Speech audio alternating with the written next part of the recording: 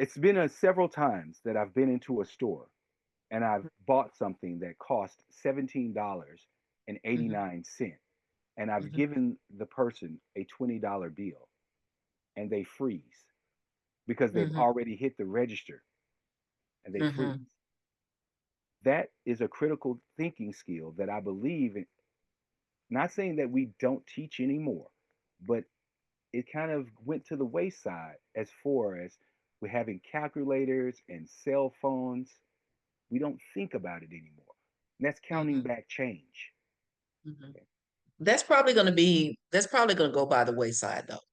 You know what I'm Okay. saying? Okay. That's Like, fine. we've got That's fine. in government contracting, we've got smart contracts that's coming. You know what I'm saying? So that's probably going to go by the wayside. But what you're speaking about is the critical thinking, Yes. maybe not counting change, but the critical thinking aspect. And I love it, and hopefully I'll get a copy of your book. Yeah. Yes, you will. Yes, I'm you will. asking for a copy of your book. I love that that Because is it's going one to show of, you how to deal with olives. That's the point. and When let's that talk person about freezes, what is olives? Like, what is olives? a student, a student, and maybe even teachers, anyone using AI, and Hmm. they're going to run into a wall, meaning they're not going to get what they put in that first time. Hmm. What we're going to teach them though is how to work on that prompt, because it's all about that prompt. That prompt being very descriptive, getting down, asking that prompt, is there any more you can give me about this? Is this the final answer? Right? Hmm. Even when you think, okay, that's the final answer, it still may not be exactly what you're trying to get. And that's the olive. For me, I was writing a cooking book and I did a salad. And on the salad, I wanted 10 olives. It gave me seven. I said, go back. It gave me four. I said, go back. It gave me 15. And I kept beating my head against this. It was very frustrating. Hmm. Then I Hmm. realized that there were other tools that I could use to help me solve this problem. And that's what we want to teach our children when it comes to like counting back change. You know other ways to doing it. Like you say, if you have to use the register, use it. If you have to use your cell phone, use it. If you have to use your fingers, do it. You don't have to just depend on this one thing and then be stuck. We want you Hmm. not only, as they say, to think outside the box, but blow the box up and recreate it again, Hmm. because you're more than what you think you are. And every day you can try to be better. I love it. I love it. So I am super excited. So let's just stay here for a second and let's talk about the parents that will probably watch this video. And again, make sure you guys like and subscribe if any of this content, resonates with you and you want to make sure that you are uh, I guess you are not going to be left behind, right? And that you are on the cutting edge, right? That you share this video and videos like this with, your friends and your families, and especially parents of little ones, because this is a conversation that I know a lot of people are fearful of AI, right? And again, I speak from speaking in the community and talking to business owners, they don't understand how AI can what assist them. And you mentioned this earlier. A lot of folks and a lot of teachers may be feeling like, oh, AI is going to replace me. And I tell folks that AI is not going to replace you, but you could potentially be replaced by someone who understands AI. And so if we just think about our children, I don't know, the I don't know the future of education, but everything that we do is changing and it's going to change. So if we understand where we are with AI as AI consultants, we are always learning from our coach, and I think we both have the same coach, and that's the queen of AI, Elisa Right, Little, right? And so we're right. super excited about that program. And if there's anybody that's interested in even being an AI consultant, right? We'll leave a link in the show notes so that you guys can click on that link and also join, our community of amazing individuals. But we want to make sure that again that we embrace AI and that we have that conversation with parents, with others that may be fearful.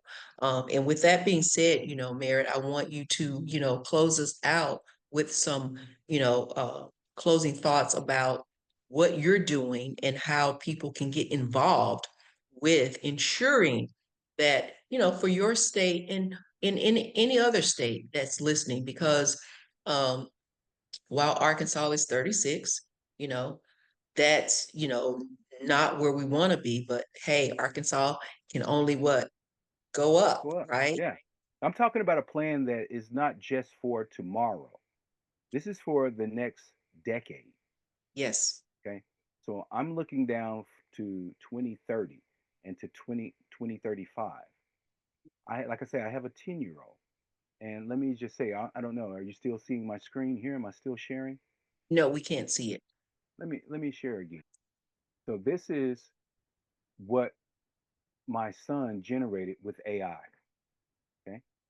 As you can see down here in the corner, it lets you know he was using Gemini to do that. So, and I'm going to just go through it real quick.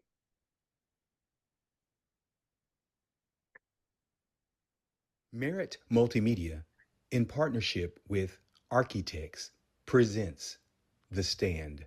My story is called The Stand. Page 1. Deep in the woods, the morning sun was just beginning to peek through the tall trees, casting long shadows on the forest floor. Page 2.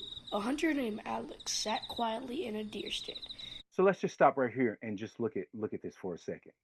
So now you have a 10-year-old student that has not only used a GPT to generate an image, they also used 11 labs to generate the sound. You hear the crickets in the background, the forest. Then uh, they used their cell phone with voice memo to record their voiceover, right? Mm-hmm. Then they used a CapCut to then edit it all together. Nice. These are the critical thinking skills that we're talking about. Also, they used it so they could put the words on the screen. And the cool thing about it was that this student, my son, he's an outdoors person. So he did what he loved. And that's the key. We're not just going to use Sora and Risk and Nana Banana to make funny videos of people jumping off of stuff and hurting themselves. It's going to be something that you're passionate about as a student. Mm-hmm. Okay. Love it. I love that. And Oh that my and this is goodness. him. This is him sitting there. This is him sitting there, with his devices, and this is his device time. Don't get me Right. wrong. He watches YouTube videos about, like I said, Goku and Naruto, right? But he also uses his tools to advance himself in the future. And that's what I want parents to get out of this is that sit down with your student. Take a little bit of time. Find out what they're interested in. Do a little bit of research. Contact me, contact other AI consultants and see, hey, Mm-hmm. what program can I help use or integrate into my child's learning regimen? What do you Mm-hmm. want them to be a part of? I mean, you can Mm-hmm. contact us on LinkedIn. You can go to our websites. You can go to, if you're in Arkansas, you can go to the Arts in Education page, and you can find a lot of different artists. These are places, and I think you can also too in the libraries. The libraries have there's a great resources for this. They have these multimedia rooms. So if you don't have these equipments, that doesn't that doesn't mean that you don't have access to media. And what Arkansas is doing is that they're trying to make sure that they get out high speed internet to all of the rural communities.